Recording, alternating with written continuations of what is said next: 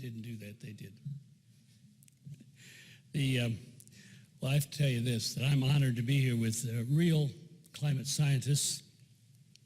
And even in the last 18 hours, I've heard so much here that just reaffirms the kind of beliefs that I've come to over the last 15 or 20 years as I've been interested. And while I'm not a climate scientist, I am a student of environmental science. And I consider myself an informed critic. While our home planet is, from orbit, it appears very small and fragile, but humanity has been adapting to continuously changing climate for the last million years. Climate science was a respected field of science up until about 30 years ago, and that's when alarmists began to ignore scientific discipline. Global climate change is a scientific question, and it's dependent on scientific data to understand it. Unfortunately, subjective opinion has been carrying the day. Excuse me. And human-caused global warming has become an issue that's been shaped by opinion, politics, and financial control.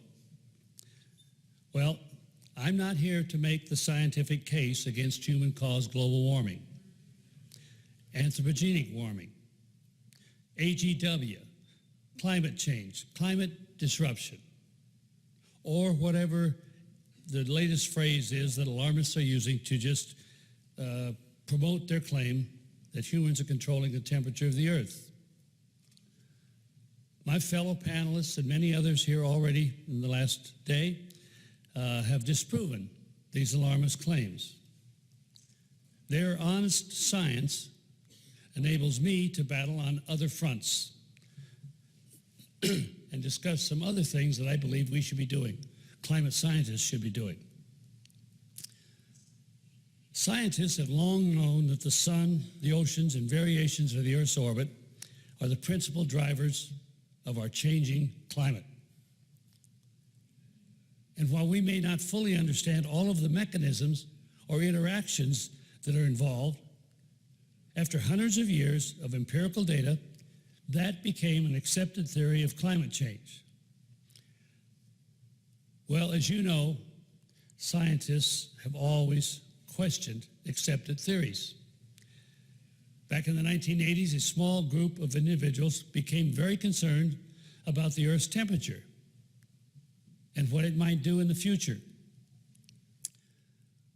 I hesitate to call them scientists because they abandoned the scientific principles by which their guess about future temperature increases and its cause could achieve scientific acceptance or rejection.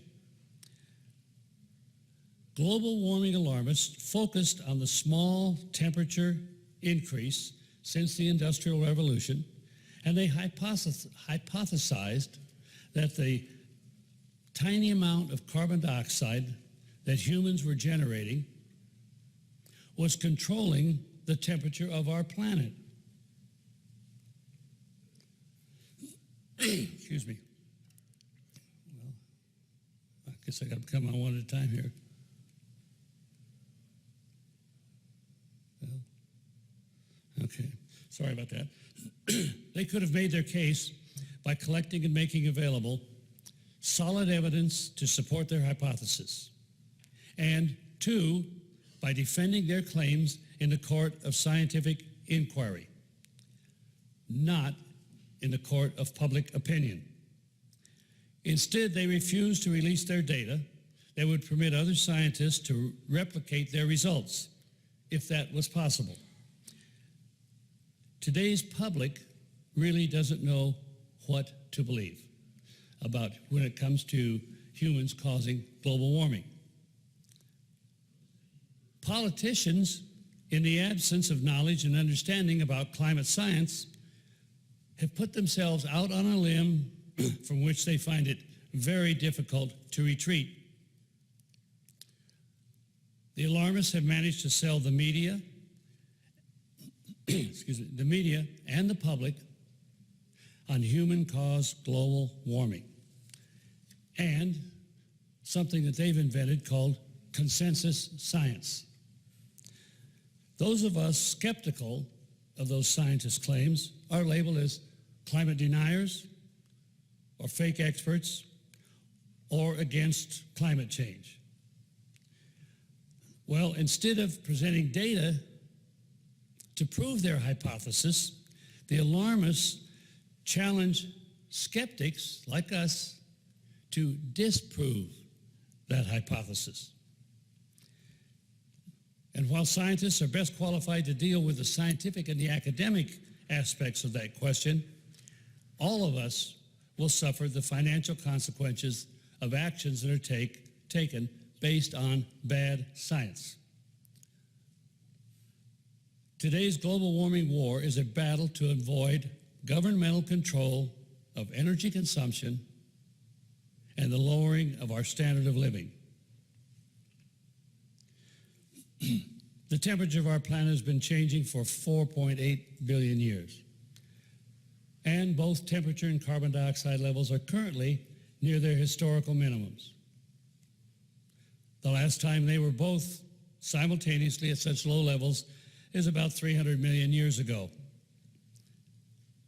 And about 500 million years ago, the carbon dioxide level was approximately 15 times higher than it is today. Even in the past 10,000 years, there have been many occasions when the temperature was higher than it is today.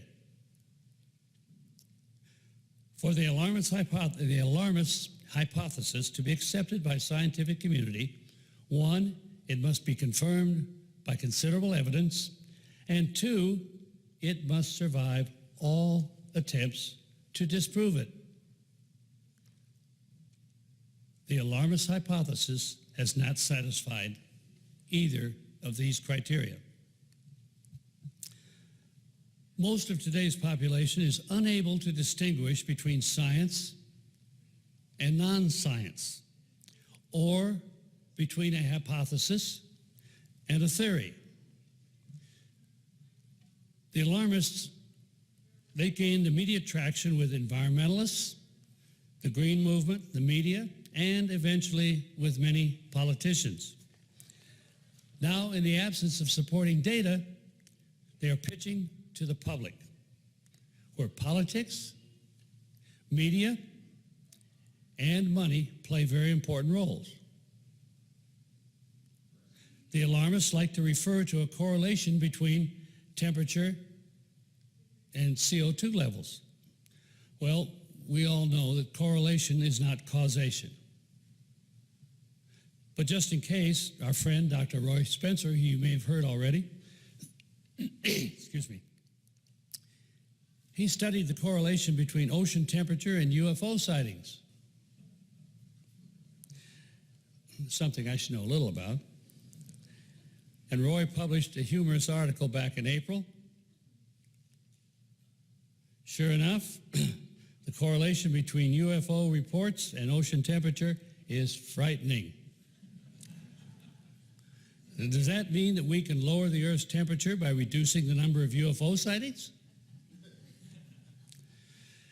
Well, the only thing that alarmists are able to cite in support of their simplistic hypotheses, I guess, are the mathematical models which they developed to prove that human-caused carbon dioxide is a dominant factor in controlling the Earth's temperature.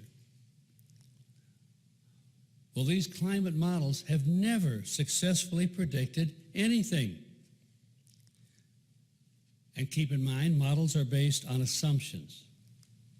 That's opinions.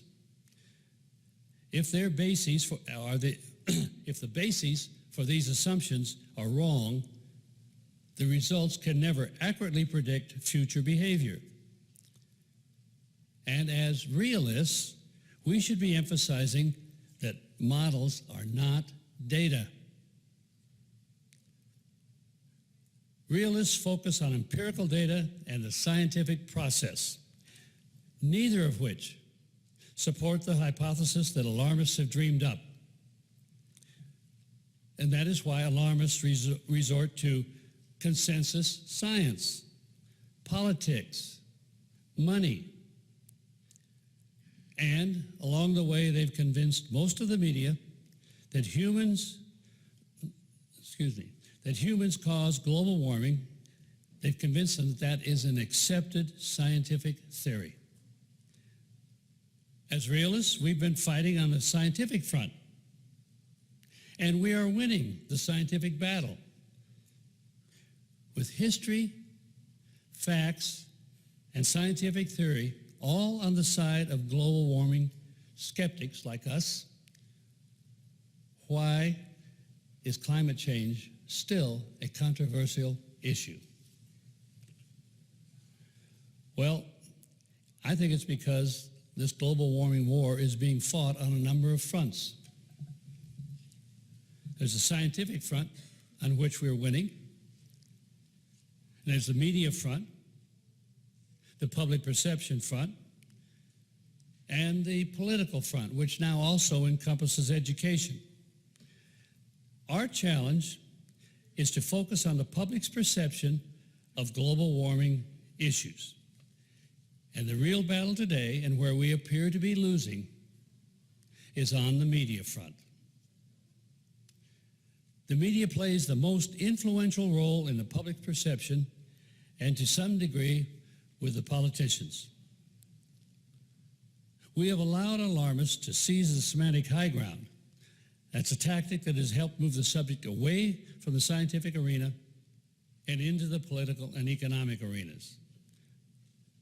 The media, the public, and most politicians have little scientific literacy, with some rare exceptions, I agree, and they show very little interest in gaining it. And that does not prevent the media from playing a major role in this fight. Many journalists are aggressively pushing human-caused global warming, and they influence a great many readers and listeners. Our challenge at this stage in this war is to engage the alarmists on the media front and bring the media and the public back to reality. Alarmists refuse to accept that today's weather is within historical, natural climate variability, and they are reluctant to admit that man has little control over nature. That is why global warming is sometimes referred to as a religion with the alarmists.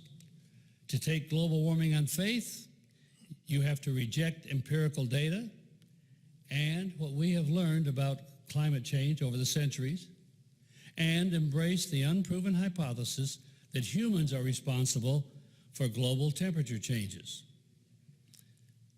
These true believers in humans controlling the Earth's temperature cannot be reasoned out of their position.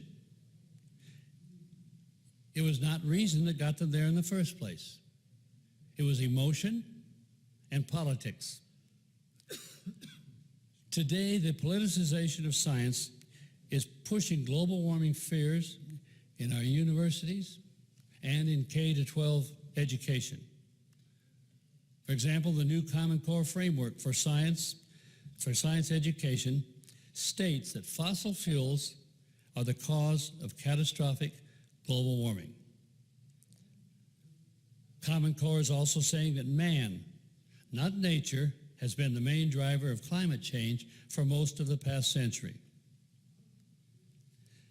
While scientists are making it increasingly plain that humans have little influence over the Earth's temperature, the alarmists are still winning on the media front, the political front, and the public front, which means we have to do a better job of communicating.